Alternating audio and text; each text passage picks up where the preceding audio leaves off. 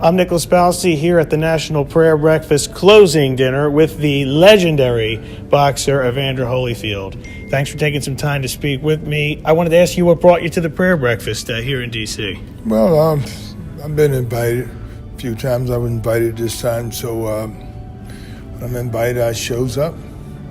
Were you here earlier when the president spoke as well? No. Oh, you didn't see the speech? What do you think about the president, his job performance so far? He's been in office a little bit over a year.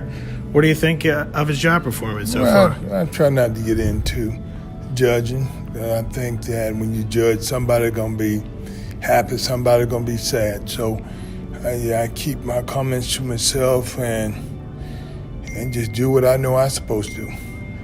All right. And what causes are you involved in right now in Washington? Any charitable causes that you're trying to push while you're here for the prayer breakfast in town? Not at all. The thing is, I'm concerned about the country, and when you get an opportunity to come to see how people trying to come together, I'm saying that pretty much I think now that people know that it don't work for nobody when it's not balanced.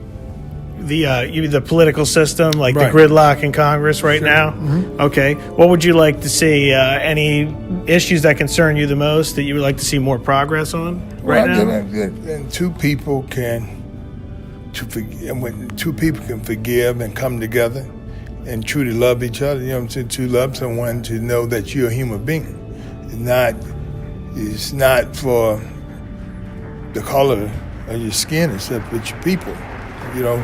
Do unto others as you want them to do unto you. Yeah, a lot of people say that right now in America it's more divided than ever. Do you think the political system and the country as a whole is more divided now when you compare it to past administrations who have been in power? I think that's just more trouble thinking about it, more so than putting the work in. You had to do the work. You just can't talk about it. Because you're always gonna have somebody feel this way, feel that way. But the most important thing is love itself. Do unto others as you want them to do to you. And since there is a lot of disagreement on Capitol Hill between the Democrats and Republicans, it's almost like a boxing match, right? Do you have any advice for lawmakers on how to get together and come up with common ground on issues like the budget and all kinds of things that we're dealing with right now in the economy and everything?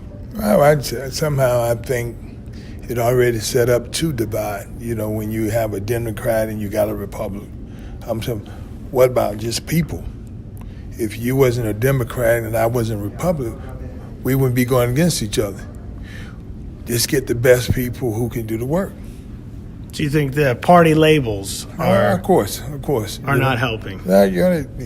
It show you. It's just like even when you get into skin color, so you give a person a choice to say, oh, they think they just because they light. You think because they dark. You think because they tall, they short. When it comes to any given time you label something, then that's when the problems start. How do you think we get to that area, though, as a country, move past the labels and kind of work, together to tackle such divisive issues, like immigration, for example? That's a huge one right now. Both parties disagree. What do you do? How do you get past the labels and come together?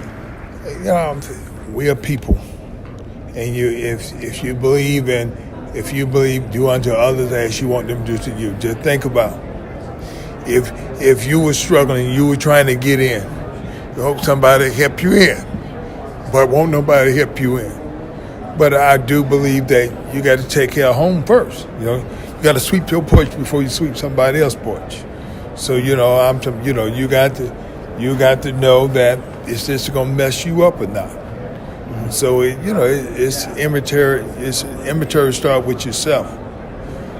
What are you doing? More mistakes you make, somebody gonna have to help you. Now you can't help nobody because you making too many mistakes to help anybody. And so the fact of the matter is, got to start at home first.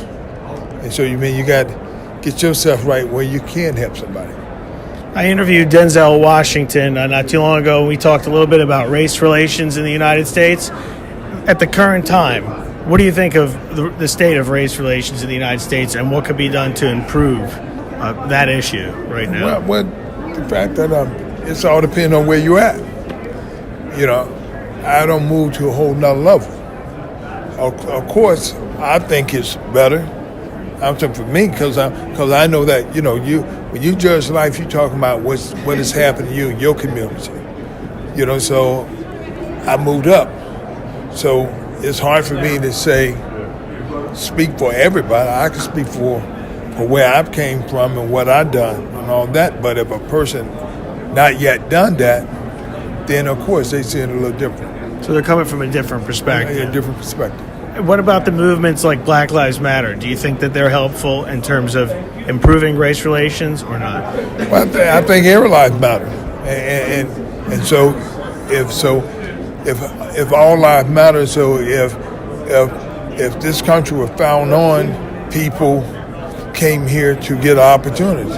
So the ones you can't forget that if you came over here, then somebody had to help you. It's always somebody. So you just can't forget. You just can't forget that you didn't make it by yourself. And I think a lot of people think, we always been on top. No one ever been on top. It's always changed. Do you think the Black Lives Matter movement specifically, though, falls in that area of labels that you're talking about, by putting a label on their group? Do you think that's helpful or not? Well, I think if you go back, if there's nobody to talk about what happened, then people continue to do the same thing. If there's nobody to talk about it, it's just like, your record's meant to be broken. So, but if you ain't keep up with the record, when them record be broken. So, it's things that have to be said always to find out what's going on. Thank you so much for your time. Thank you. Appreciate it.